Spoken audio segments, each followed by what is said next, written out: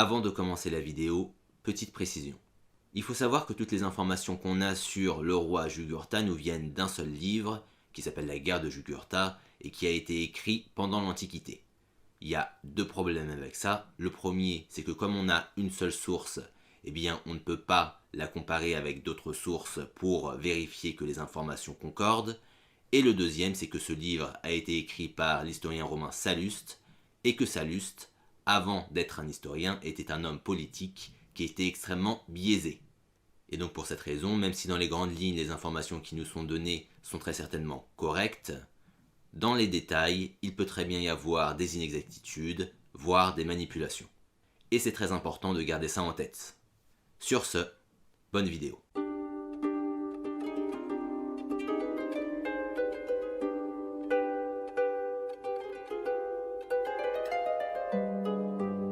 Bonjour, alors aujourd'hui on va parler de Jugurtha, un roi maghrébin qui a eu une vie pour le moins intéressante.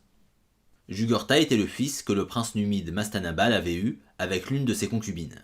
Du fait du statut de sa mère, bien qu'il descendît de Massinissa, Jugurtha fut entièrement exclu du rang princier. De plus, son père mourut alors qu'il était encore jeune. Orphelin, il fut accueilli dans le palais de son oncle, le roi Mikipsa. Adolescent, Jugurtha se révéla être un jeune homme vigoureux, possédant toutes les vertus prisées par le peuple numide. Il était charismatique, bon chasseur et doué en équitation. Observant la popularité de Jugurtha auprès du peuple, le roi Mikipsa prit peur pour ses fils. Il craignait que ces derniers, qui étaient plus jeunes et que les luxes de la vie de prince avaient amolli, trouvent dans Jugurtha un rival terrible, capable d'usurper un jour leur trône, le jour où Mikipsa viendrait à disparaître. Pour se débarrasser de Jugurtha, Mikipsa décida de l'envoyer en Espagne, à la tête de quelques hommes, afin qu'ils y soutiennent les Romains dans leur lutte contre le peuple des Numans. Cependant, les choses ne se déroulèrent pas comme prévu. Non seulement Jugurtha ne se fit pas tuer, mais sa force et sa bravoure lui avaient valu de grands succès militaires, et sa popularité avait considérablement augmenté. De plus, il s'était fait de nombreux amis parmi les Romains, amis qui pourraient se révéler utiles s'il caressait l'ambition de devenir un jour roi. Son plan ayant échoué, Mikipsa décida de changer d'attitude. Et plutôt que d'essayer de se débarrasser de Jugurtha, il entreprit de l'adopter et de l'associer à sa succession, de façon à ce qu'à la mort du roi, la Numidie soit divisée entre Jugurtha et ses deux fils. Sur son lit de mort, Mikipsa loua les vertus de Jugurtha et lui recommanda de prendre soin de ses jeunes fils, comme le ferait un grand frère. À la mort du roi, les trois héritiers se réunirent et discutèrent de la marche à suivre quant à l'administration du pays et au découpage du territoire. Le plus jeune, Yemsal, qui avait toujours méprisé Jugurtha du fait de la basse extraction de sa mère, exprima, en dissimulant sa pensée par de l'ironie, l'idée selon laquelle la décision qui avait amené Jugurtha au pouvoir devait être annulée. Jugurtha ne le montra pas, mais cette remarque l'avait touché au plus profond de son être. En sortant de la réunion, il avait pris sa décision. Il voulait régner sur la Numidie sans partage, et pour cela, il avait l'intention de se débarrasser de ses cousins. À cette fin, Jugurtha envoya des assassins dans la maison où Yemsal demeurait. Ils massacrèrent ses gardes du corps et le décapitèrent, après quoi ils amenèrent sa tête à Jugurtha comme preuve que la besogne avait été effectuée. Après cela, il rassembla tout ce qu'il pouvait d'hommes afin de constituer une armée et entreprit de s'attaquer à Aderbal, le deuxième cohéritier. Jugurtha, grâce à son expérience du combat, parvint à vaincre Aderbal sur le champ de bataille, ce qui poussa ce dernier à s'enfuir pour Rome. Aderbal neutralisé, Jugurtha put faire main basse sur la totalité de la Numidie. Cependant, Aderbal se refusa à abandonner ses possessions. Arrivé à Rome, il fut entendu par le Sénat romain et leur dit en substance que s'il lui venait en aide, s'il l'aidait à reprendre possession de son royaume, la Numidie leur serait entièrement assujettie, qu'il aurait le titre de roi, mais que la véritable autorité appartiendrait à Rome. Jugurtha de son côté avait envoyé des ambassadeurs à Rome et les avait chargés de corrompre le plus de sénateurs possible afin que ces derniers délibèrent en sa faveur. Les sénateurs étaient ainsi partagés entre deux intérêts contradictoires. L'intérêt de la nation romaine était de prendre le parti d'Aderbal afin de faire de la Numidie un état fantoche. Mais l'intérêt personnel des sénateurs leur dictait plutôt de s'enrichir en prenant le parti de Jugurtha. Finalement, la majorité des sénateurs se laissa corrompre, et plutôt que d'intervenir militairement, le Sénat se proposa simplement de servir d'arbitre pour le partage du territoire entre Aderbal et Jugurtha. Les deux rois acceptèrent, et le partage fut effectué. Juste après cela, Jugurtha mit son armée sur le sentier de la guerre. Pour tester son cousin, il lança une attaque rapide et brutale sur le territoire de celui-ci, pillant et détruisant tout sur son passage, puis il se replia sur ses terres. Adherbal se plaignit de son comportement par une ambassade, mais comme il manquait de confiance en ses facultés de guerrier, il ne déclara pas la guerre à Jugurtha. C'était là une erreur fatale. Jugurtha décela la faiblesse chez son rival et envahit son territoire, le forçant à se replier dans la ville de Cirta, sa capitale. Jugurtha assiégea la cité, et Adherbal accepta de lui ouvrir les portes et de rendre les armes, sous réserve que sa vie soit épargnée. Jugurtha accueillit sa reddition, mais ne tint pas sa promesse. Adherbal fut torturé, puis mis à mort. De plus, tous ceux qui se trouvaient à Cirta, qu'il s'agisse de Numides ou d'étrangers, furent tués également, à l'exception des enfants. C'était là une erreur stratégique, car parmi les étrangers qui résidaient à Cirta, il y avait plusieurs citoyens romains. Malgré les efforts faits par Jugurtha pour corrompre les hauts placés de Rome, le Sénat ne pouvait pas laisser passer un tel affront et déclara la guerre à la Numidie. Jugurtha, ayant intérêt à éviter la guerre pour pouvoir consolider son pouvoir en Numidie, décida de se rendre sans combattre. En corrompant les bonnes personnes, il parvint à négocier un traité de paix avantageux avec Rome, traité qui lui permettait de conserver toutes ses possessions en échange du paiement d'une légère indemnité de guerre. Jugurtha fut ainsi tiré d'affaire, mais malheureusement pour lui, les conditions de paix qu'il avait obtenues étaient tellement avantageuses que la corruption était flagrante, et une enquête fut ouverte à l'encontre des négociateurs du traité.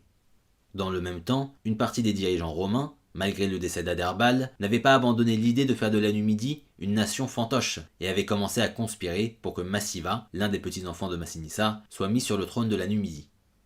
Jugurtha régla le problème en faisant assassiner ce cousin. Cependant, l'un des assassins fut capturé et les autorités romaines parvinrent à lui extirper des aveux par lesquels fut accusé Bomilcar, le bras droit de Jugurtha, qui avait été chargé par le roi de commanditer cet assassinat. Ce meurtre, combiné à l'évidence de la corruption des signataires du traité de paix, conduit Rome à récuser le traité et à déclarer de nouveau la guerre à la Numidie. Une armée fut envoyée combattre Jugurtha, mais elle fut inefficace. En quelques mois, le roi numide parvint à remporter une victoire décisive sur ses adversaires. Il parvint à attirer l'armée romaine dans le désert, puis à la couper de ses ravitaillements, ce qui contraint le général Aulus à rendre les armes. Jugurtha lui offrit d'épargner sa vie, et celle de ses hommes, à condition qu'il quitte la Numidie dans les 10 jours. Aulus accepta, et la Numidie fut libérée. Cependant, ce n'était que temporaire. Le Sénat romain refusa de ratifier le traité de paix, et la guerre reprit. Un nouveau général, du nom de Quintus Metellus, fut envoyé en Numidie pour combattre. Jugurtha tenta à maintes reprises d'obtenir la paix avec cet homme, mais les négociations échouaient systématiquement.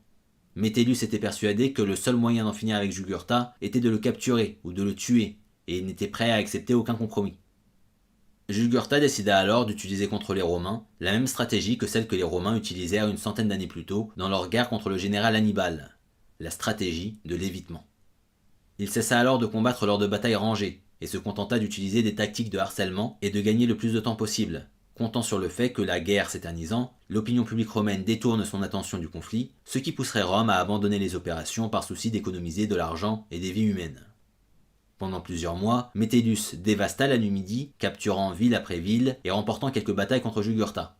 Mais jamais il ne parvint à le capturer. À chaque fois, le roi numide parvenait à s'échapper de justesse. Incapable de protéger son pays, son armée étant trop faible et trop peu nombreuse face aux légions romaines, Jugurtha fut contraint de s'exiler temporairement avec sa cour pour se rendre chez le père de son épouse. Ce dernier n'était autre que Bocchus, le roi des morts. Dans le conflit qui opposait la Numidie à Rome, le royaume des morts était jusqu'à présent resté neutre. Le roi Bocchus ne voulait pas s'attirer les foudres de Rome, avec laquelle il entretenait d'ailleurs des relations amicales, mais il ne voulait pas non plus s'attaquer à la Numidie, qui avait toujours été un royaume ami et qui était gouverné par son gendre. Cependant, comme il avait accueilli Jugurtha dans sa cour, le temps de la neutralité était fini. Il fallait choisir son camp. Les Romains lui envoyèrent des ambassadeurs, le pressant de leur remettre Jugurtha au plus vite. Bocchus ne leur donna pas satisfaction et décida d'entrer en guerre contre eux aux côtés de Jugurtha. Les Numides et les Morts unirent ainsi leurs forces et passèrent près de vaincre les Romains sur le champ de bataille en encerclant leur armée. Cependant, alors que la victoire était à portée de main, ils commirent une erreur de stratégie fatale. Comme les Romains résistaient férocement et que la nuit commençait à tomber, Jugurtha et Bocchus se retirèrent dans leur camp avec leurs armées et laissèrent à leurs hommes une nuit de repos, considérant qu'ils auraient tout le temps d'achever les Romains le lendemain. Mais alors que la nuit était tombée, les Romains ne dormaient pas. Ils attaquèrent le camp des Numides et des Morts alors que ces derniers étaient en plein sommeil et leur infligèrent de lourdes pertes. Les deux rois parvinrent à s'échapper, Mais cette bataille leur avait coûté de nombreuses vies humaines et ils avaient laissé passer une occasion unique d'en finir avec l'envahisseur. Cet événement avait permis à Bocchus de mesurer la puissance des armées romaines et lui avait fait réaliser que s'il persistait dans cette guerre, il allait être entraîné, lui et son peuple, dans un véritable carnage. Alors que le souvenir de la bataille était encore frais dans la tête du roi des morts, de nouveaux ambassadeurs romains lui furent envoyés, le pressant à nouveau de leur remettre son gendre. Les ambassadeurs insistèrent sur le fait que Rome était aussi charitable avec ses amis qu'elle était terrible avec ses ennemis, que s'il se rangeait de son côté, il serait largement récompensé, mais que s'il persistait à la combattre, ses armées allaient être écrasées et il paierait très cher son manque de coopération. Les ambassadeurs ne mentaient pas. Depuis que les Carthaginois avaient été anéantis, la puissance des Romains avait considérablement augmenté et aucun peuple au monde n'était capable de leur tenir tête, mis à part les Perses qui vivaient loin à l'est. Jugurtha et Bocchus n'avaient pour l'instant fait que goûter à une fraction des effectifs romains. Les deux royaumes du Maghreb, même en unissant leurs forces, ne seraient pas de taille à vaincre Rome si cette dernière employait tous les moyens qu'elle avait à sa disposition. Bocchus était donc tiraillé entre deux allégeances. Soit il prenait le parti de Jugurtha, qui faisait partie de sa famille, et alors ils allaient être vaincus et leur peuple allait souffrir de l'oppression romaine, soit il prenait le parti des Romains et trahissait un membre de sa famille, mais au moins il mettrait fin à une guerre perdue d'avance et épargnerait à son peuple bien des atrocités. Pesant le pour et le contre, hésitant longtemps et changeant d'avis plusieurs fois, Bocchus finit par se résoudre à se ranger du côté de Rome. Il fit exécuter tous ceux qui avaient suivi Jugurtha dans sa cour afin que ces derniers ne cherchent pas à le protéger ou à venger leur roi. Puis, il fit enchaîner Jugurtha et l'emmena personnellement aux Romains. Ainsi prit fin la guerre. En récompense pour ses services, il fut donné à Bocchus le titre d'ami de Rome et on lui permit d'annexer une partie du territoire numide. Les Romains, quant à eux, intégrèrent une autre partie de la Numidie à leur territoire. Ce qui restait de la Numidie fut donné à un demi-frère de Jugurtha, un homme du nom de Gauda, qui s'était battu aux côtés des Romains lors de cette guerre et qui était acquis à la cause de la République romaine. Quant à Jugurtha, il fut jeté dans la prison de Tullianum, où il mourut de faim. Et voilà, c'est la fin de cette vidéo, j'espère que c'était intéressant. Si ça vous a plu, je vous invite à vous abonner, à cliquer sur la cloche pour avoir accès aux notifications. Et en attendant, je vous dis à la prochaine.